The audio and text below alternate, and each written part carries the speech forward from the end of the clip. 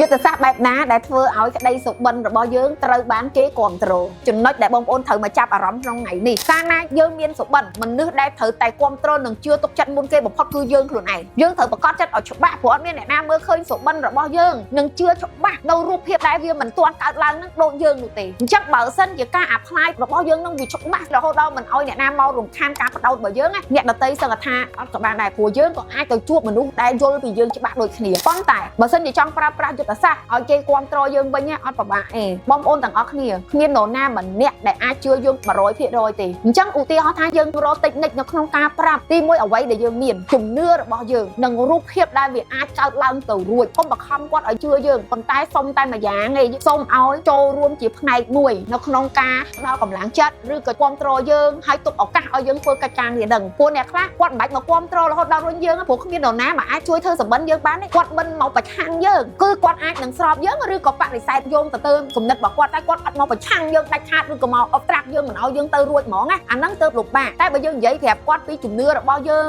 ដែលយើងឃើញរូបភាពហ្នឹងយ៉ាងម៉េចចង់ឲ្យគាត់នៅជាជ្រុងមួយដែលផ្ដល់ជាកម្លាំងឲ្យយើងហើយមិនជួយអីក៏បានដែរគ្រាន់តែផ្ដល់ស្នាមញញឹមឲ្យយើងក៏គ្រប់គ្រាន់ហើយអញ្ចឹងតើតែយើងដឹងទៀតថាយើងចង់ឲ្យគេគ្រប់គ្រងផ្នែកអីផ្នែកកម្លាំងបញ្ញាផ្នែកលុយកាក់ផ្នែកដល់ធម៌ពលផ្លូវចិត្តអាហ្នឹងក៏គេហៅគ្រប់គ្រងដែរតែអាអ្នកមួយទៀតដែលមិនគ្រប់គ្រងធ្វើមិនបានទេឯងរៀនមិនចេះឯងទៅមិនមុខទេឯងគ្មានបទពិសោធន៍ឯងគ្មានលុយចាស់ឯងគ្មានបងប្អូនឯងគ្មានដើមតូនឯងគ្មានពូជពងអ្នកធ្វើចំនួនអាហ្នឹងបានគេហៅថាអ្នកប្រឆាំងសុតសាតអញ្ចឹងអាហ្នឹងយើងដើរចេញពីគាត់ទៅទុកម្ដុំសិនគុំយកសម្លេងធម៌ពលរបស់យើងធ្វើឲ្យរំខានថយធម៌ពលបាត់បង់ជំនឿគឺទុកគាត់ដាច់កន្លែងតែសំខាន់យើងខ្វល់ជាមួយមនុស្សដែលយើងចង់បានបេះដូងគាត់មិនជួយអីទេប៉ុន្តែគាត់មកជ្រុងមួយខ្លះទៀតគាត់ជួយជាលុយកាក់គាត់ជួយជាអីចឹងទៅអ្នកណាដែលជួយយើងផ្ដល់តម្លៃអ្នកជួយអ្នកមិនជួយគឺយើងទុកម្ដុំអញ្ចឹងវាធ្វើឲ្យសុបិនយើងវាអត់មានបែកទៅណាទេហើយខ្លួនយើងហ្នឹងគឺច្បាស់ 100% ច្បាស់ដូចថ្ងៃដែលយើងស្រឡាញ់ដំបូងចាប់ផ្ដើមដំបូងអញ្ចឹងក្នុងដំណើររបស់យើងគឺត្រូវធ្វើយ៉ាងម៉េចឲ្យរីករាយរហូតព្រោះគោលដៅវានៅឆ្ងាយតែដំណើរដែលយើងដើររាល់ថ្ងៃហ្នឹងវាត្រូវតែ enjoy អញ្ចឹងវីដេអូនេះមានពាក្យមួយដែលជូនពរបងប្អូនទាំងអស់គ្នាដែលកំពុងឆ្ពោះទៅរកសុបិនខ្លួនឯងរួមទាំងខ្ញុំខ្លួនឯងដូចគ្នាទី